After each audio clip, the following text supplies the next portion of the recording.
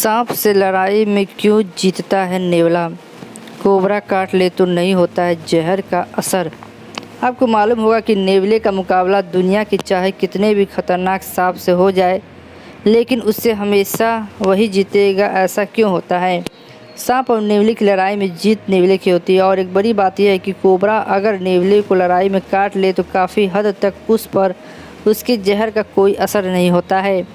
करीब 3 फीट लंबा भारतीय ग्रे नेवला दुनिया के सभी नेवलों के आकार में बड़ा होता है।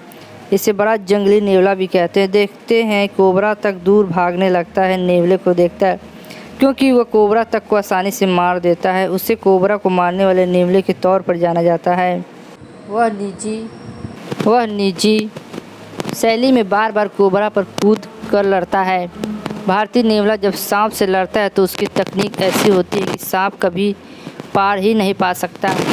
तकनीक सरल है। वह सांप पर निजी की गति से छलांग लगाता है और खुद को बखूबी बचाता है। वह बार बार ऐसा करके सांप को वार करने के लिए मजबूर करता है और थका देता है। कभी कभी वह सीधे सांप का सिर पकड़कर उसे काट लेता है और सांप का काम तमाम हो जाता है।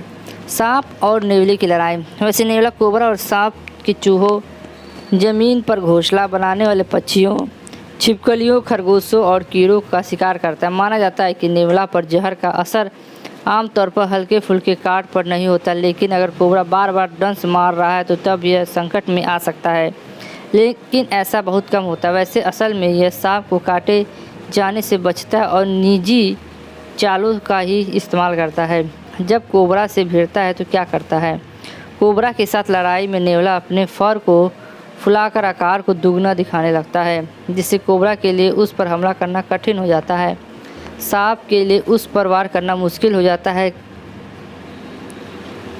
कहना चाहिए कि एक निडर शिकारी और हमलावर है जो अपने शिकार पर सिर के बल झपकता है और उसके सर को काटता है। वह पीछे से कभी वार नहीं करता, सामने से ही मारता है।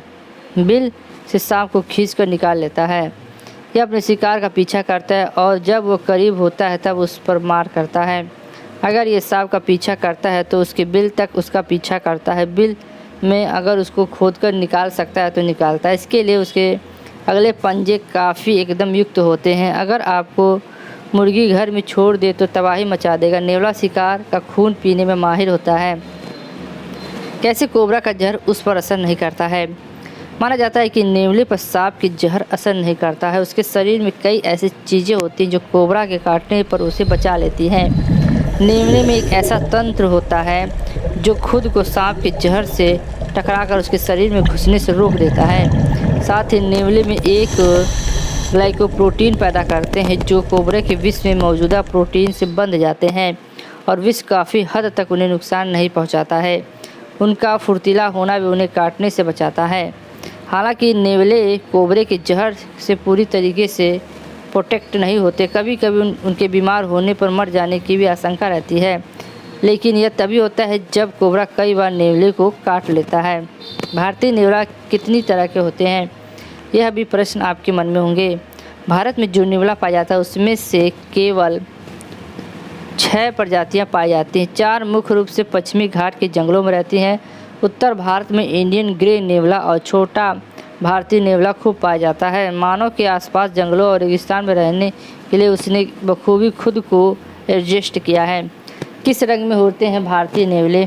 भारतीय नेवला आमतौर पर ग्रे रंग का होता है। इसके बाल पर काले और सफ़ेद रंग की धारियाँ होती हैं। दक्षिणी भारत में पाए जाने नेवले उत्तर में पाए जाने वाले नेवले की तुलना में गहरे रंग के होते हैं। इनकी धारियाँ काले रंग की होती हैं। रेगिस्तान में रहने वाले नेवले ज़्यादातर लाल होते हैं। छोटा भारतीय नेवला भूरे रंग से ज़्यादातर जैतूनी भूरे रंग का होता है। किसान क्यों नेवले को पसंद करता है? भारत में नेवले को संरक्षित प्रजाति माना जाता है। किसान उससे इसलिए प्यार करता है क्योंकि वह सांपों और चूहों दोनों को खेतों और घरों से दूर रखता है। खासकर मानसून के दौरान आमतौर पर नेवले साल में 2 से 3 बार बच्चे देते हैं।